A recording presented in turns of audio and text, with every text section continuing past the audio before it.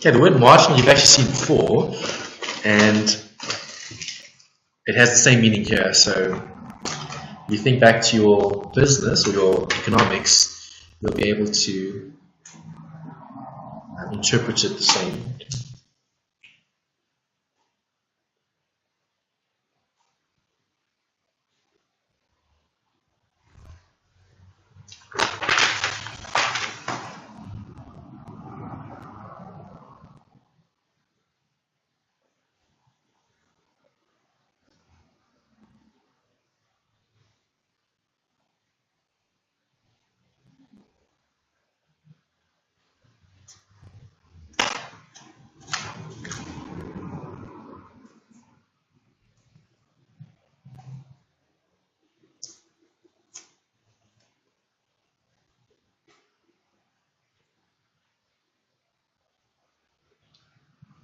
Great, you've got the heading. First things first is understanding what marginal costing refers to. That's the biggest thing. Once you know what this deals with, then it's quite easy to apply the different theory or chapters or components in the chapter. So let's start off by describing it. What is marginal? Any idea? That's the next. Exactly, good. So when looking at marginal costing, they've defined it here as the cost of one unit of a product or service which would be avoided if that unit were not produced or provided. So it's always look at the one product, the next product. Right, so let's put a little note. Let's just summarize that definition. That's what they said CIMA describes it as. Okay, remember CIMA is like SICA. It's just an accounting body, Chartered Institute of Management Accountants. Okay, that's what CIMA stands for. So we're looking at marginal costing. I like the textbook definition here rather than that actual paragraph, rather than that one, the CIMA definition. The CIMA definition seems a little bit too, how can I say, abstract. The one in the textbook is a lot more straightforward. Okay, that one's probably better. Here you can say marginal costing is based on the extra costs incurred and the extra revenue generated. Yeah, so marginal costing is based on the extra costs incurred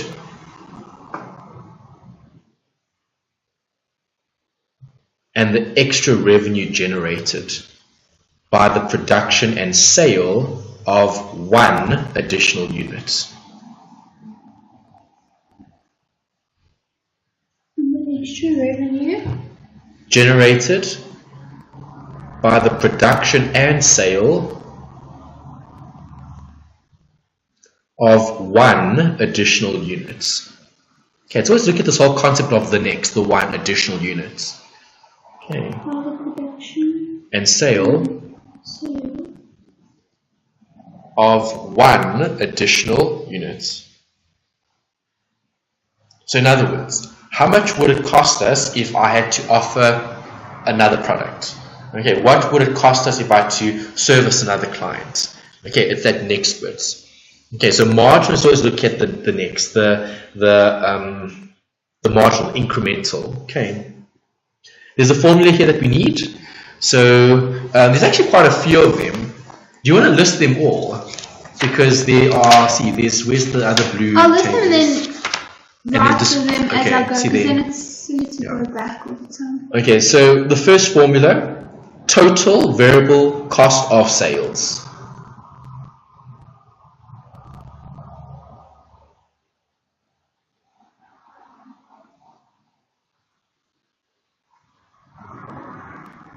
Okay, remember cost of sales before, when we were looking at the periodic system, was opening, stock plus purchase, all of that. I'm not looking at financial accounting, I'm looking at management accounting. So you can see that the components here are different to what we've seen before. Okay, the only reason why it's a different topic altogether, it's cost and management accounting. That's why you've got this formula, not the other one. Okay, so you've got that equal to, there's three things that you need to add. The first one is variable production costs. That's the first component of cost of sales for cost and management accounting. Yeah, so this is the only time where you can't actually use periodic. You can't use that formula. It's unrelated. No. Yeah, so you've got the first one plus the second one, variable selling and distribution costs. So the first component was the production cost, the second component, the selling and distribution costs. Yeah, variable selling and distribution costs. And the last one plus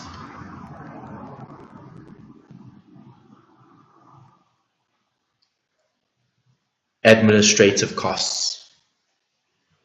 And that's the 3.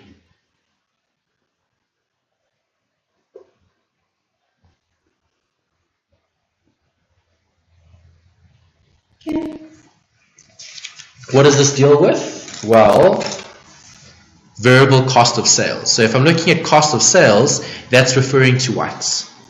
That you can think about your accounting. Sorry, what did you say? What is this referring to? So you've got a formula for total variable cost. Yes, and what does cost of sales represent? An expense. Correct. So you can put a note, the expense directly associated with the production and sale of the additional units. The expense. Yeah, the expense directly, maybe just say directly linked to the production and sale of the additional item or additional products. Production and sale. So always look at production and sale. It's both, because it's the cost of sale, but you're looking at selling the product as well as producing it. Okay, it's that marginal cost. So if I'm going to produce one additional textbook, what else am I going to have to pay for to sell this textbook? Okay. Yeah, the production and sale of an additional product item. Okay. Right, there are a few definitions here, so we do need to highlight the ones that we haven't looked at. Okay, so marginal costing, you know what that is now. Variable cost we spoke about, cost at change, right? Fixed cost, we've looked at that as well, so we don't have to write that down again. Okay, semi-variable, they've given a definition here as well, but you already know that. Semi-variable meaning a little bit fixed and a little bit variable. Okay, the one that hasn't been given yet is the word contribution. That's a new word, new definition. This is part of what we've just looked at now in terms of marginal costing. Okay. It links to the revenue and the cost bits.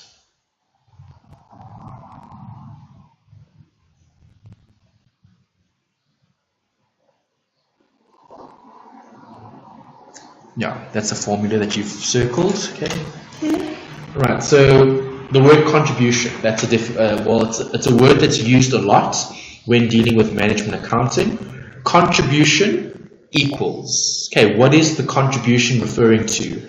Well, the difference between the selling price and the total variable cost. That's the contribution.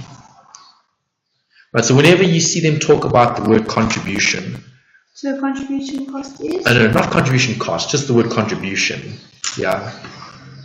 Contribution is look at the selling price and the total variable cost.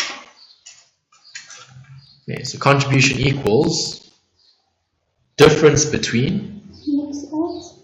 Looks at the difference between selling price and total variable costs.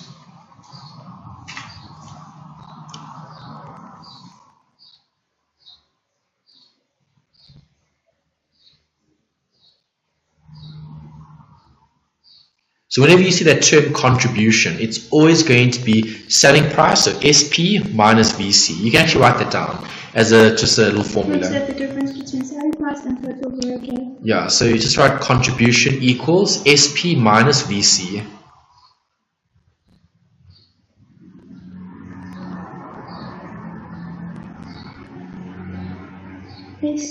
SP, selling price minus VC, variable costs. There we go.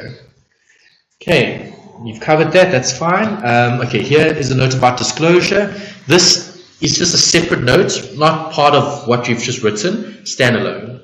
Okay, marginal cost statements. It's similar to what you wrote previously when we had absorption costing. Okay, so you can just write a note, disclosure for marginal costs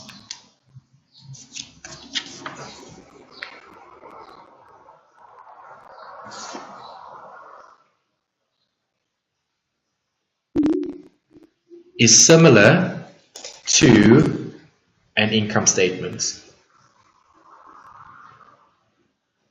Okay, and you'll see what I mean when I show you this example here.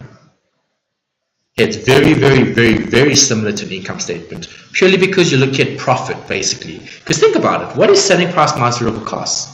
It's profit. But it's profit that's called a contribution because it's the additional that I'm going to be generating when I sell more products. Okay, because if I sell more products, I'm going to have more costs as well. Have a look at that example there on page 303. What do you see here?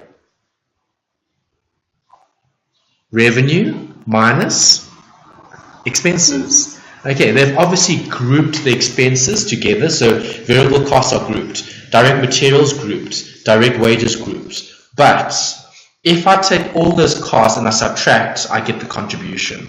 Okay, so it's the revenue, which is the selling price, minus all the variable costs gives you the contribution. Okay, and then once you've got the contribution, you can take other costs into consideration, fixed variable costs and overheads. And if I subtract all of that, I get the profit for the year. Okay, so let's summarize that formula. You can just write it on one line, or you can write it on separate lines if you want to, up to you. Okay, but let's write the general templates. Okay, so how do I get, no, you should be able to fit it in there. I think you can squeeze it in. Revenue minus variable costs equals total contribution. Total contribution.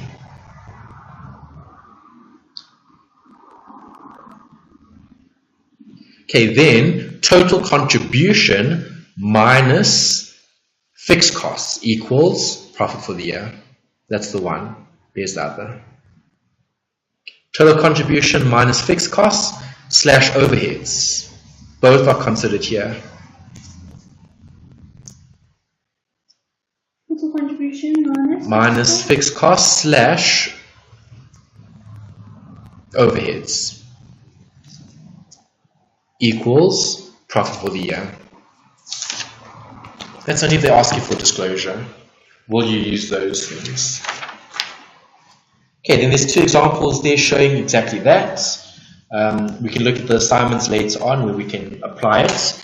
Let's carry on with the theory and see what else we need to write down. So there's 1, 2. How long is this chapter? 3. Okay, this chapter is quite long. Okay, let's see how far we get. Okay. All right, next subheading. Uses. Okay, you can do it the same as you did previously. I remember with absorption costing, you just wrote the word uses. And then we can put them here. Okay. So, right, so use number 1.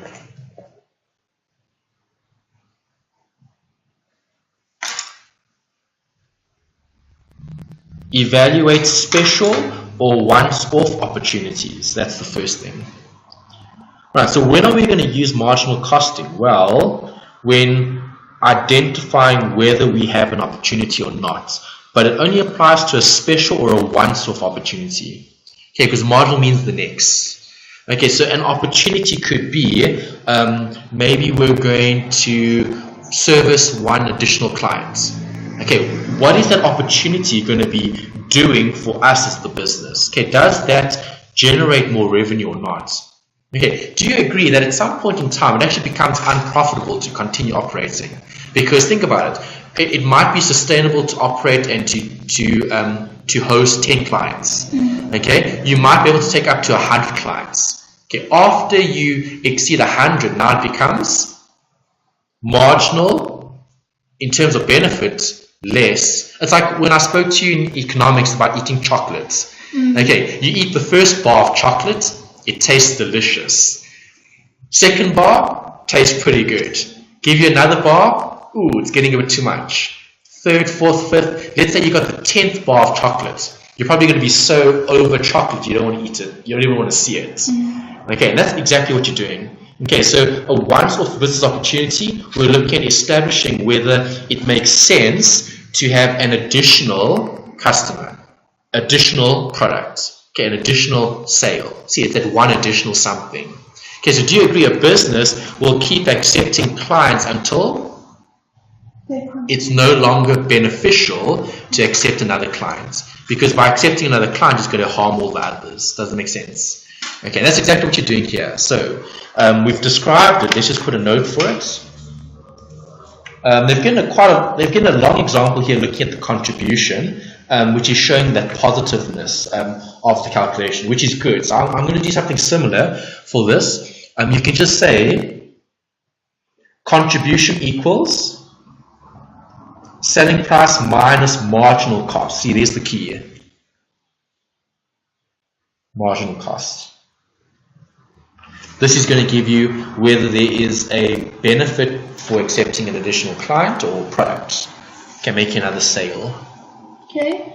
Yeah, so that's the formula. Contribution, selling price minus marginal cost for this particular measure. Okay, evaluating special once-off opportunities. Right, the example here, 35 minus 32 equals 3. Let's show that on the next line. Contribution equals. Yeah. Yeah. Contribution equals. Minus 32 equals 3. You can say in brackets, contribution is positive. Is this a good decision to make?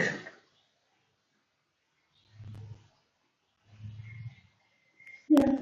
Why? It's going to add an additional 3 to the business.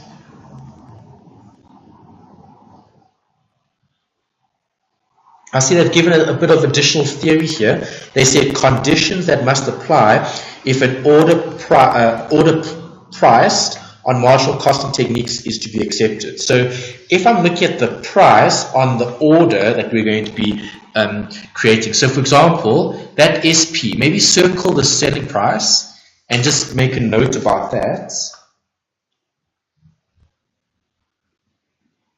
Okay, if you look at the selling price, who determines the selling price?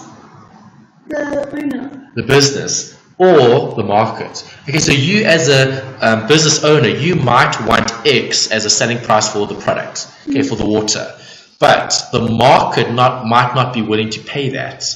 Okay, are you going to pay 50 Rand for a bottle of water? Probably not. That's excessive. Okay, in this world, well, in this country rather, okay, bottled water, 12 Rand maybe, depending. Okay, so that's what we're looking at. Okay, so here they're looking at the conditions that must apply in order if an order price is placed on the actual costing technique that needs to be accepted. Okay, so here they say care must be taken when accepting an order based on marginal costing principles. Why? Because there are other things that we cannot foresee that could affect the decision making. Okay, so the reason why I wanted you to circle the selling price is because you can say other conditions or factors, maybe. That might be a better way of describing it. You can just say other conditions or factors must be considered when accepting an order or opportunity based on this technique. Okay. Other conditions or factors that must be considered when accepting an order based on this technique.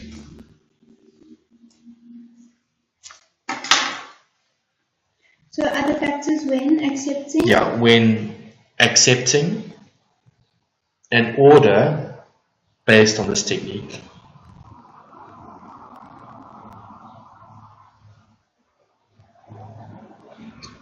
Yeah, so the selling price, there are things that will affect the selling price, guaranteed.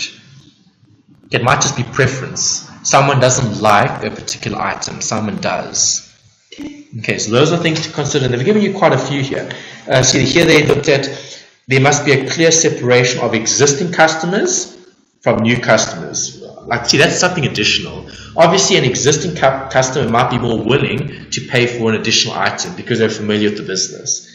Another one here was the customer receiving the order priced according to marginal costing must be aware that the price quoted is for that one order only. Okay, so maybe you give a specific price to a specific customer for one additional order. Okay, because they're your existing client, they might say, well, okay, if you're the existing client, if you're wanting to buy, let's say you're selling them bottled water, and now you want to sell them soft drink. Okay, so obviously if you're selling the soft drinks to them, because they're buying bottled water, you might say, well, there's an opportunity to try this new beverage. And then if they like it, maybe they can continue operating and buy more. So it's just other that relates to the theory, but no real accounting there or management accounting. Okay, so we've covered that. Here they go on, acceptance of an order that will result in a negative contribution. That's bad. Okay, so let's put a note about that. Okay. Marginal. No. Same here. Evaluate special order or opportunity. So it's number 2. No, not number 2. Still part of the. Still part of number 1. Acceptance of an order resulting in a negative contribution. When would you still do that?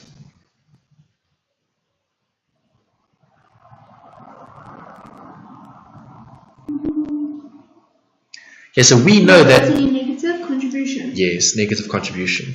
Okay, so contribution is selling price minus marginal costs. Basically, if we're to summarize that, if I'm going to produce an additional item, okay, the selling price from that item must be subtracted from its marginal cost. If I end up with a negative contribution, what does that say? That says that the cost of making an additional sale is more than the benefit of the sale. Is that good? No. But when would you do it? Well, these are 4 of the examples they've given. If you're wanting to retain highly skilled workforce, if you're wanting to maintain machinery, if you're wanting to stimulate further orders, or for altruistic reasons. Altruistic means when you kind of like sell things at a loss because you want to do good for the world, okay, the public, okay, for altruistic reasons, i.e., because it's worthwhile, it's a worthwhile thing to do so. For example, providing a product at less than full cost for disabled children. See, so in some situations you might be willing to have a negative contribution if it's one of these scenarios. Okay, so if you're doing maybe you do these things for charity, or you do these things for disadvantaged people, okay, then it's acceptable. Okay, it's a reason why you would want to do it. Okay, so what did you write down? Acceptance of order resulting in negative contribution. You could say when, you could say when. Donation, I understand. Donation. Yeah. Okay, just one example. Yeah, okay. Right. Then you've got make and buy decisions. This is separate. Yeah, the rest is separate. All these last bits and pieces are separate. Okay. Right. So number 2, make or buy? Question mark.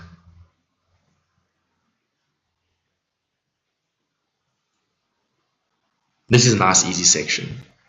Okay, which is better? Make. Okay, if you say make, why? Because you don't have to put a profit on it. It's got to be different profits. True. Okay, so that's one of the reasons why make would be better than buy. If you're making your own items, it would be more cost effective, perhaps. Right, buying an item, as you said, when buying an item there will be a profit or a markup or a margin added to it. Okay, so underneath make, you can just write down a point. What am I going to do? Comparing production versus purchase. So in other words, you might want to buy rather than make if the costs of producing are greater than the cost of buying. It's a trade-off, it's an opportunity cost. I would actually use that, opportunity costs, because that's basically what you're looking at here. Okay, you're deciding on which option is better. Right, so if I make, do we save more or do we gain more benefits? Versus if I buy, do we get more benefit or do we save more? Okay, either or is acceptable. It would depend. Okay, we've covered that. Okay, next heading or next little subheading, number 3. Choice between competing courses of action.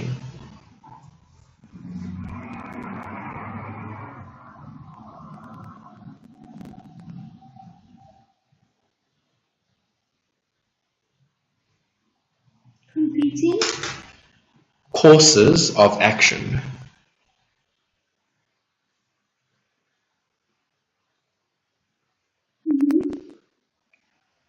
Right, best example I can give you here is furniture. Okay, tables, chairs, and cupboards. Do you agree all 3 items are what? Items of furniture. If I'm producing furniture, can I create all of them? Yes. Right, but they're competing. Why? Because do you agree a table might require a certain number of chairs?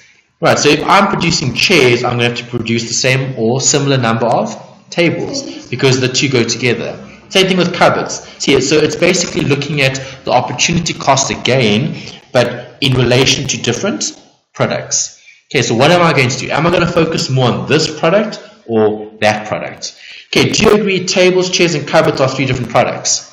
There might be one that might generate more contribution, yes. Okay, contribution meaning the sale of the next table versus the sale of the next chair versus the sale of the next cupboard.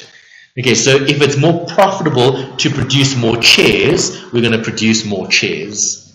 Does it make sense? That's exactly what we got here. Okay, so put a note, making a decision where there are 2 or more options to consider.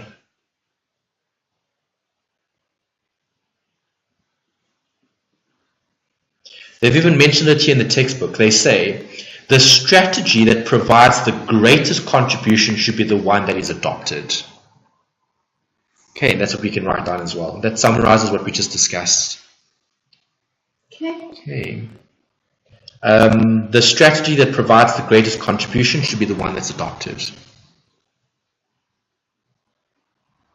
The one that? Yeah, the one that produces the greatest contribution should be, let's use the word accepted instead of adopted. Okay, they used adopted. The greatest contribution is accepted.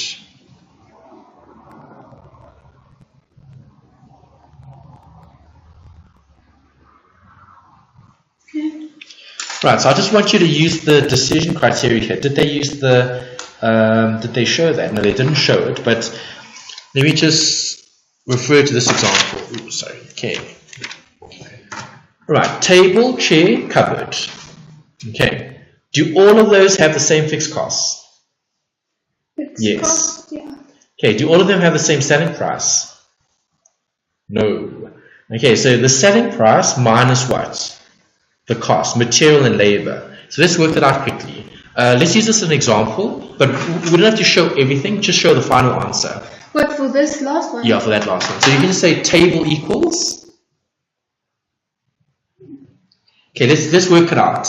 Okay, so 400 minus 80 minus 70. What is that on your calculator? Just write the answer down. You have to show the working. 400 minus 80 minus 70 equals 250. Okay, 250 contribution. That's the key. Right, next one. Chairs. 120 minus 13 minus 67. What is that on the calculator? 13. Yes, minus 67. 40. Okay, 40 contribution. Next one, cupboards. 380 minus 70 minus 110. What is this for? Sorry, cupboards. Yes, cupboards. 200 contribution. Right, so the decision. What are we going to produce? If you were the carpenter and you were running a furniture business, Tables. why? Exactly. It brings in the greatest contribution. So if a customer had to phone you and asked you, can you produce another table for me? You're going to say yes without thinking. Okay, but if they say, could you produce more cupboards for us? You'll say, well, only if you don't want me to produce tables for you. Okay, so do you agree choice-wise? We're going to choose to make tables, then we're going to make cupboards, then we're going to make chairs. Does that make sense? Okay, perfect. Can we stop there? We can, if we finish that bit, shall we have?